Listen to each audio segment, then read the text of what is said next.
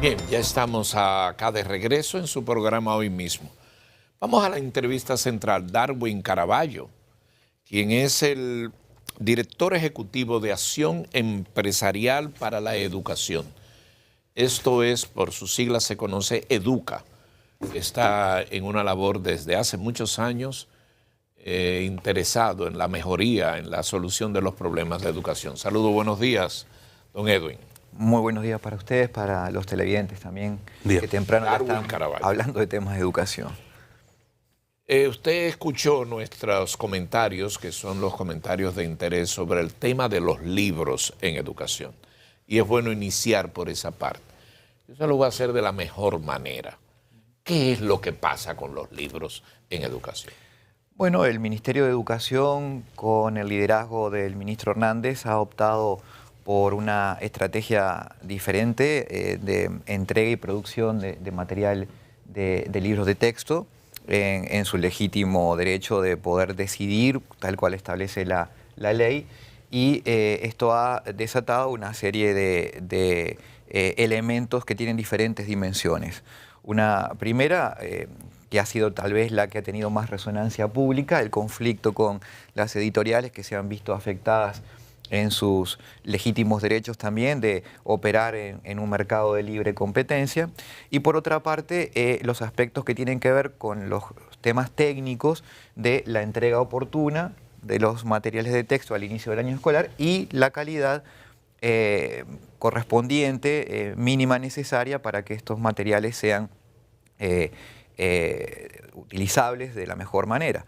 Respecto al primer tema, la posición de EDUCA ha sido de no opinar al respecto. Es un tema que está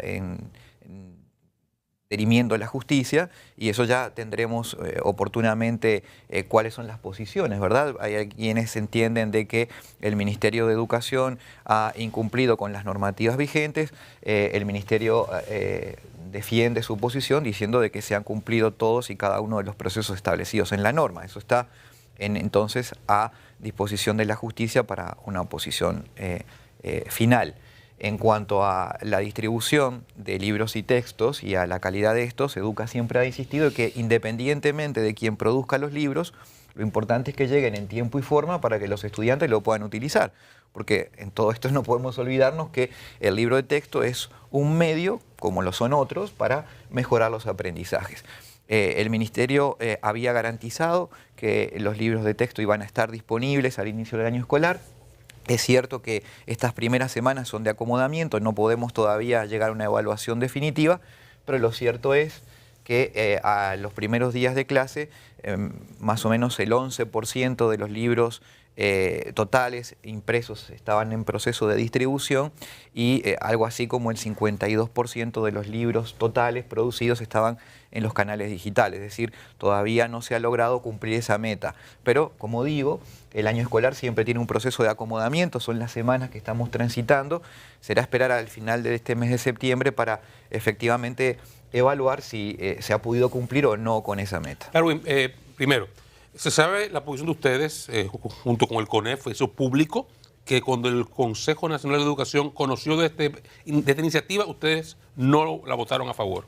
¿Por qué? Nosotros nos abstuvimos, no es que hayamos votado en contra. Por eso dije, no votaron a favor. Exactamente, eso es importante tenerlo en cuenta, porque bueno, en esa misma sesión del Consejo Nacional de Educación, la última que tuvo lugar hace algunas semanas, se aprobó la reforma curricular, algunas variantes muy interesantes sobre los procesos de evaluación de los estudiantes que pueden generar verdaderamente cambios, pero al mismo tiempo se aprobaba libros de texto que nosotros no conocíamos y nos parecía un tanto irresponsable poder aprobar una ordenanza con una serie de títulos y textos cuya contenido, calidad desconocíamos. De hecho, EDUCA tuvo acceso a partir del inicio del año escolar a los libros de texto. De hecho, el primer día del año escolar, el portal Libro Abierto, que funciona en el marco del sitio web del Ministerio de Educación, estaba colapsado por el tráfico, la demanda que estaba teniendo, y nosotros efectivamente el día 29 de agosto tuvimos contacto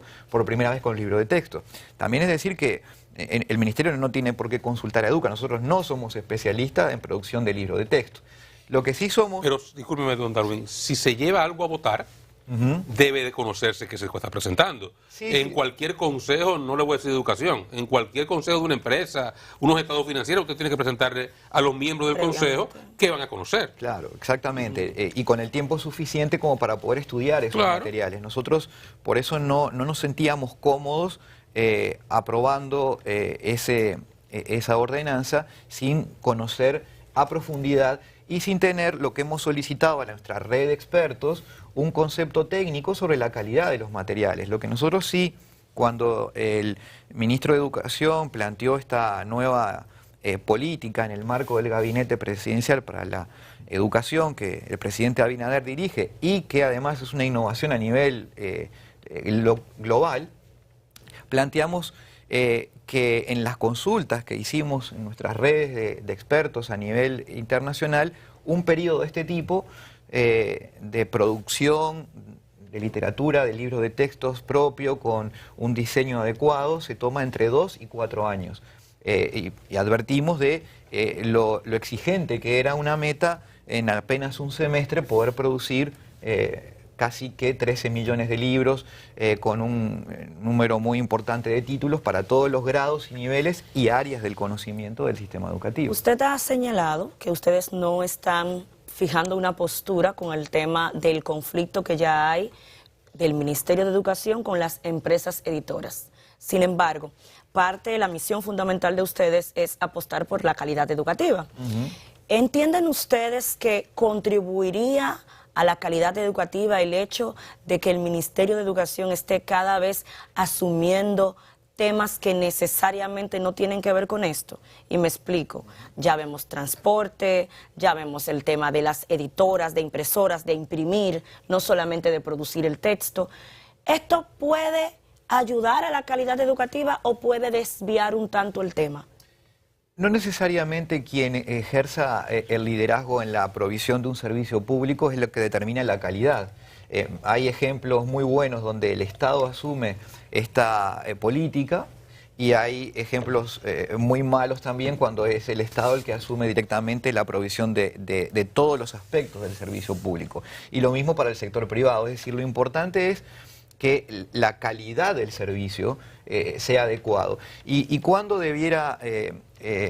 hay un concepto en economía que se llama el valor por dinero. Entonces, lo que se debiera hacer como administradores públicos y con el espíritu que ha tenido este gobierno de trabajar siempre en una coordinación, alianza público-privado, evaluar dónde es más conveniente que eso se produzca con la calidad adecuada. Pero me parece, Darwin, que el enfoque que le hace Wendy no tiene que ver necesariamente con el enfoque público o privado, sino con el enfoque del ministerio.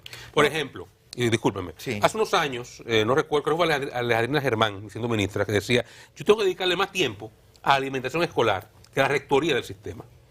Se creó el INAVIE y ya eso funciona por allá. Y el ministro no tiene que bregar con que el estudiante le llegó la leche o no, se enfocan en la calidad de educación. Ahora vemos un ministro que está, un ministerio que está creando una editora, entonces ya no es que no lo haga el sector público, sino que lo haga el ministerio. Ahora el ministro también va a bregar con goma de autobuses y combustible, porque está en el ministerio el transporte escolar. O sea, es eso, ¿no sería mejor, aunque sea dentro de la sombrilla del Estado y bajo el presupuesto de educación, pero con instituciones que sean un poco más independientes del rector del sistema educativo, para que ese se dedique sola y exclusivamente a la calidad de la educación dominicana?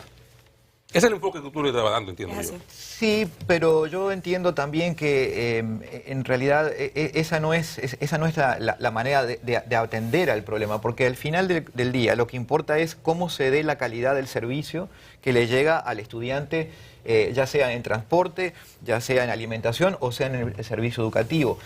La educación es un paquete integrado. Cuando nosotros construimos aulas de manera alejada de los modelos pedagógicos, tiene un impacto en el proceso de aprendizaje.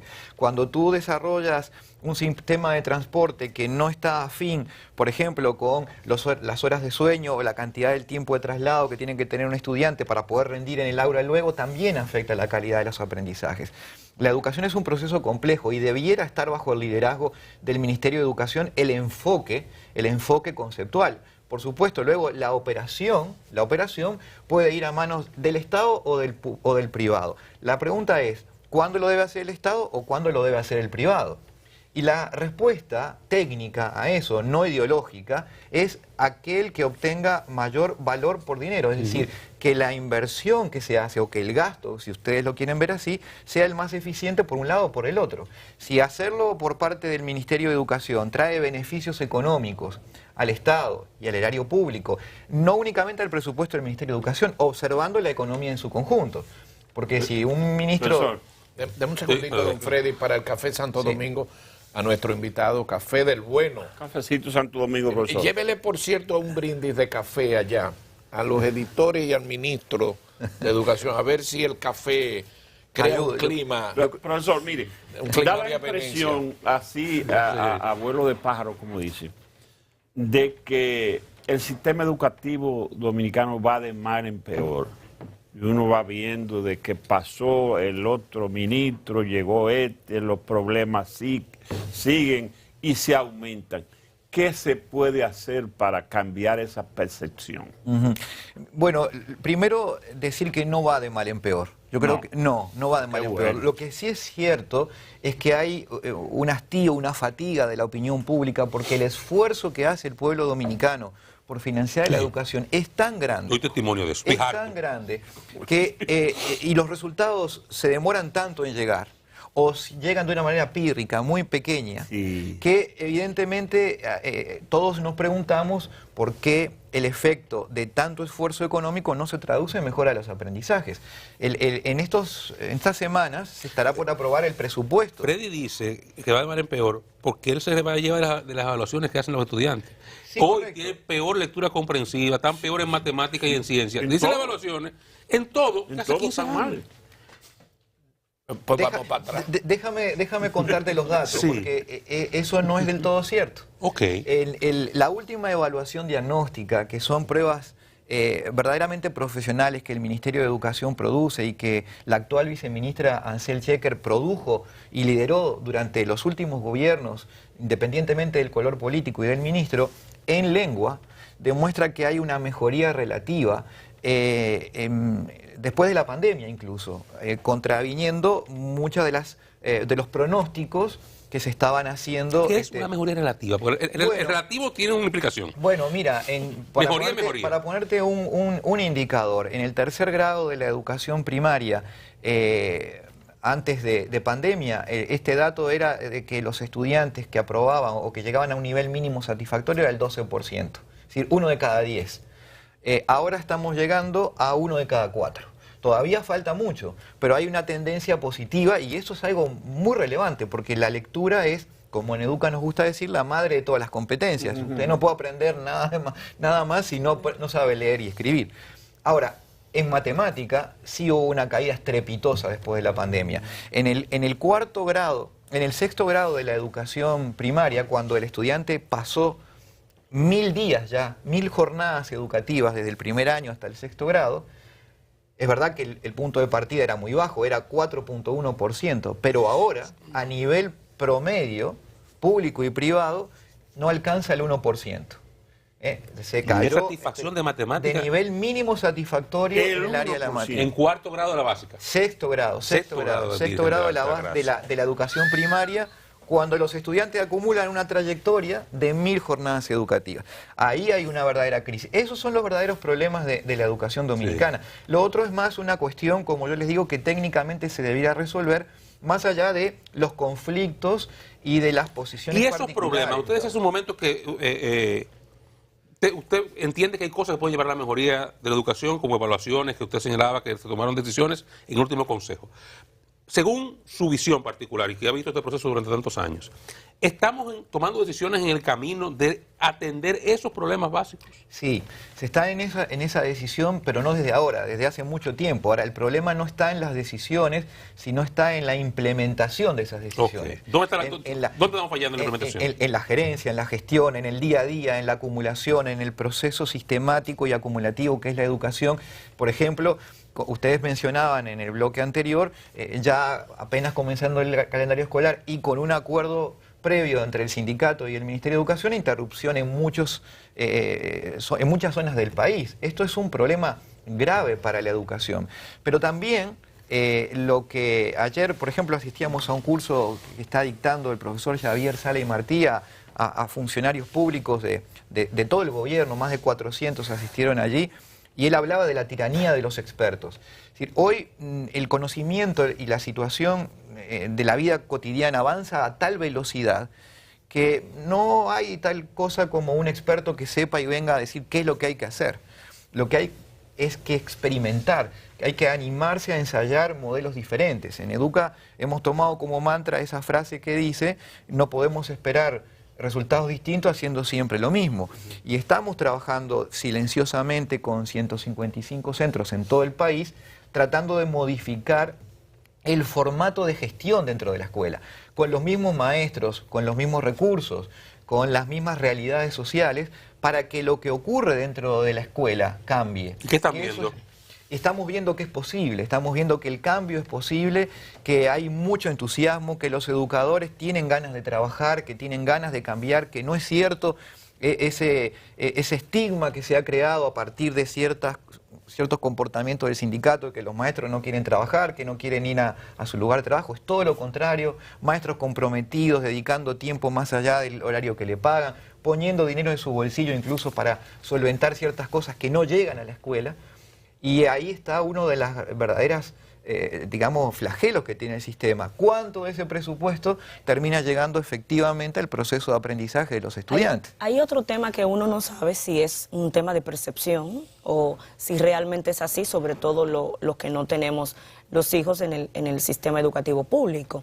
Y es el hecho de que hace un tiempo que tenemos una tanda extendida, que se supone que debería de llenarse de contenido a los fines de poderle dar a nuestros hijos otras cosas que no sean solamente español y matemática, que vemos que sigue siendo extremadamente necesario, pero un contenido que también pueda fortalecer las materias troncales.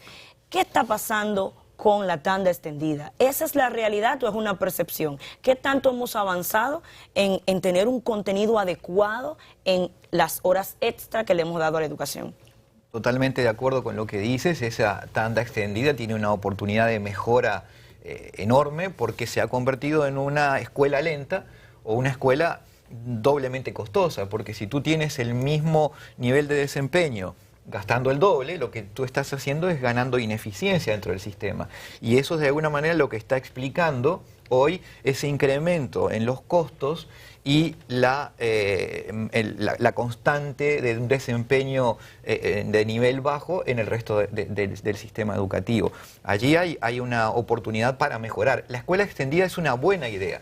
El horario extendido, la jornada completa, merece la pena defenderlo como política, porque trae equidad. De hecho, los sectores de más altos recursos hace muchos años que tienen jornada extendida. Entonces tú traes equidad, traes efectos colaterales positivos a la familia, porque pueden liberar tiempo para actividades remuneradas. Hay alimentación escolar de 3 comidas diarias que aportan el 75% de las kilocalorías. También alimentas allí a los estudiantes. La jornada extendida se vuelve en un canal de distribución de políticas sociales a los sectores más vulnerables.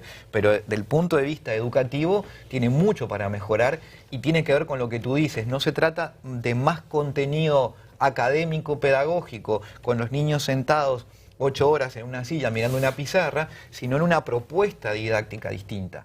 Y en eso en particular es lo que estamos trabajando en este proceso experimental que les contaba anteriormente, donde el tiempo y el trabajo con los estudiantes cambia, se hace más flexible y se enfoca en lo que efectivamente importa, que los estudiantes aprendan sin necesidad de profundizar en conocimientos específicos, porque hoy el currículo vigente requiere que los estudiantes adquieran competencias, no que sepan contenido. El contenido hoy está en este tipo de aparatos que hoy todo el mundo tiene acceso. En ese punto, usted mencionaba pandemia, menciona toda la tecnología y libros.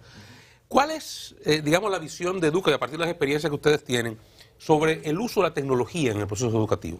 Hay quienes hablan de la no necesidad de libros, que todo debe estar en una tableta, de pizarras inteligentes, incluso hay quienes llegan al punto de decir que los profesores serán innecesarios y que hasta la planta física de la escuela es necesaria. ¿Cuál es la visión de ustedes sobre ese aspecto? La tecnología tiene un enorme potencial como instrumento, como herramienta para mejorar los aprendizajes, pero sigue siendo un medio y no un fin.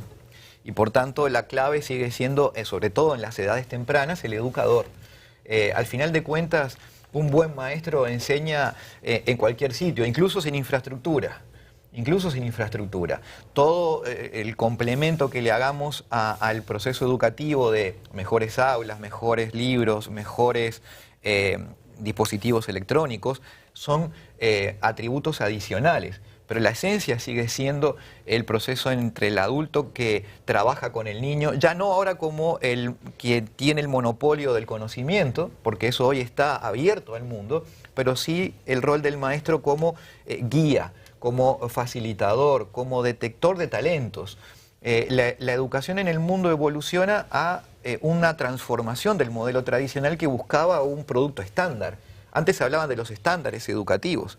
Hoy ya no se habla de esto porque se entiende que cada ser humano tiene su propio potencial diferencial, y esto debe ser descubierto en la escuela y potenciado. Algunos seremos deportistas, otros seremos escritores, otros tendremos otros lugares en la sociedad, todos relevantes, ninguno mejor que otro, y la tarea de la escuela es justamente despertar la conciencia de ese niño o de esa niña en cuál es su vocación y su potencial de vida. Al final de la entrevista nos queda un minuto, como comencé.